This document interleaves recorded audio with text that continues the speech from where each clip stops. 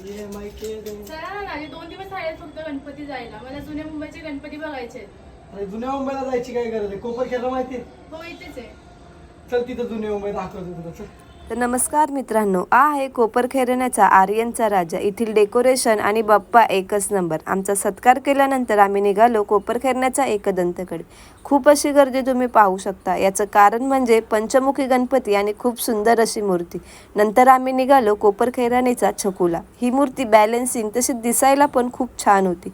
त्यानंतर येते कोपरखैरण्याचा इच्छापूर्ती. सगळ्यात युनिक मंडळ हा बाप्पा फुलांपासून तयार झालेला आहे आणि इथल्या डेकोरेशन म्हणजे एकच नंबर. बघून खूप छान वाटले. इथे आमचा सत्कार घेतला. त्यानंतर आलो आम्ही कोपरखैरण्याचा गजरूप.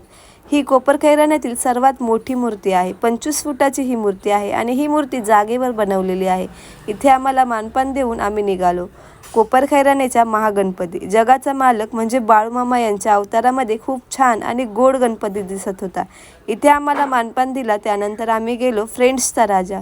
मूर्ती बघता क्षणी आम्हाला खूप आवडली. त्यानंतर तिरंगाचा महाराजा ज्योतिबाच्या अवतारामध्ये मूर्ती बघितली. नंतर 3 मुखी दत्तांच्या अवतारामध्ये कोपरखैरण्याचा सम्राट. ही मूर्ती पाहिल्यानंतर आम्ही आलो आमच्या मंडळाच्या गणपतीला. मूर्ती छोटी आहे पण खूप गोड आणि सुंदर दिसत आहे. तुम्हाला कोणकोणत्या मूर्त्या आवडल्या हे कमेंटमध्ये नक्की सांगा.